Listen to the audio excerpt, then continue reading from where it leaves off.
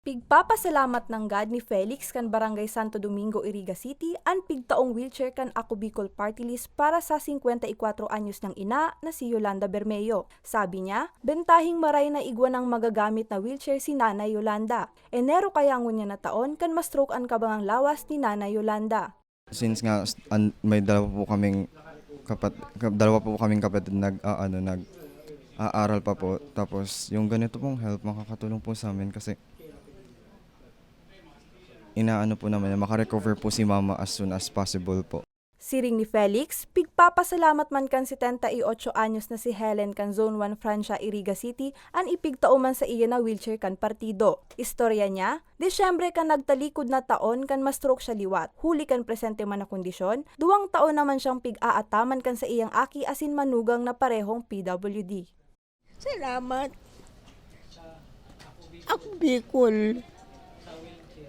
Nagpapasalamat naman ang partido sa tabang kan Children International huli tamas naging posible ang sa indang wheelchair distribution.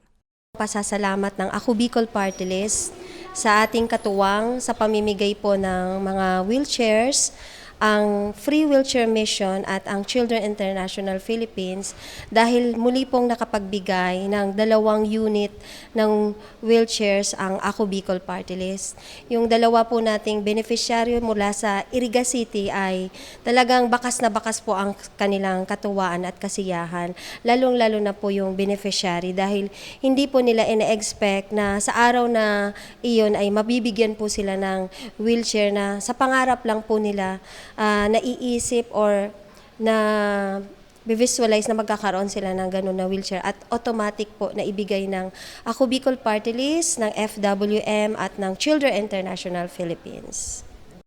An pananaonin wheelchair parte man kan tabang sa karahayan kan Ako Bicol Party List. Sa Marso 17, madayo naman ang partido sa Bulan Sorsogon ngani matawan manin wheelchair ang sa indang mga napiling benepisyaryo sa lugar. Para sa mga baretang Tatak Bicol, Jovnela Liantos, Bicol University Intern.